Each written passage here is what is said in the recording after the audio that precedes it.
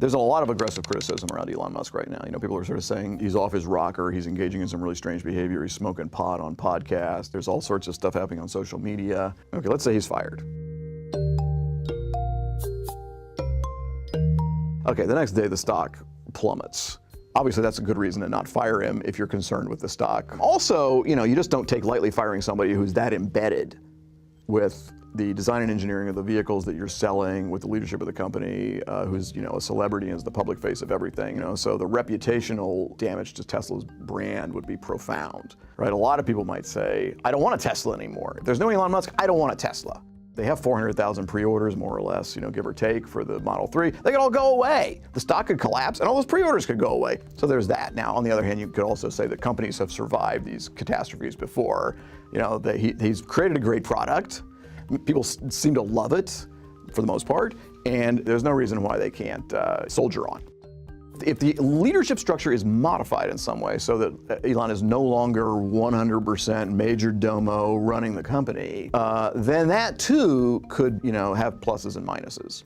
The pluses would be that the tech media and the financial media constantly sort of digging around to figure out what's going on with Tesla. That might quiet down, and they might be able to go into a period where they can sort of execute just, blocking and tackling and get through the struggles they're up against right now. On the other hand, putting Elon in some box and saying this person's going to, take over operations of the company and you're going to have nothing to do with it might be a complete catastrophe, because then you've still got Elon in a leadership role, and he's not going to tolerate people telling him that he's wrong or that this is a stupid way to do things. That's why the kind of Gwen Shotwell scenario is possibly very desirable. Have Gwen Shotwell, who is currently the person running SpaceX, become the chief operating officer of SpaceX and Tesla. He trusts her, he believes in her capabilities. She performs this operational role for the two companies. He could also not be, so he's not fired, he remains CEO, but he steps away from the chairman's role of the board. They get a new chairman of the board, and that could be Al Gore. He needs somebody who's, if they were to do that, they would need to put somebody in there who's big, who's a big, powerful, influential personality who could convince Elon to do things differently and give him that kind of sage advice that only a real prominent person can get across. I mean, I don't know, what other scenarios are there, right? Like, he's completely deposed, he's out on the street. I mean, he still controls 20% of the company. It would be really hard to make him not a billionaire. Tesla is a lot of things, but at its core, it's a car company.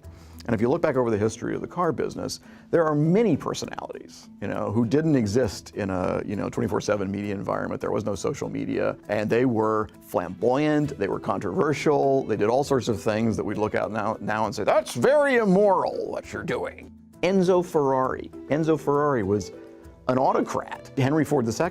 He got into a drunk driving incident while he was still married to one of his wives who had been his mistress, and his new mistress was in the car when he was in the wreck. Elon is in no way, shape, or form fitting into this kind of framework. Okay, yes, he's been, married and divorced a few times. He has a bunch of kids. He smokes some pot. He engages in weird behavior.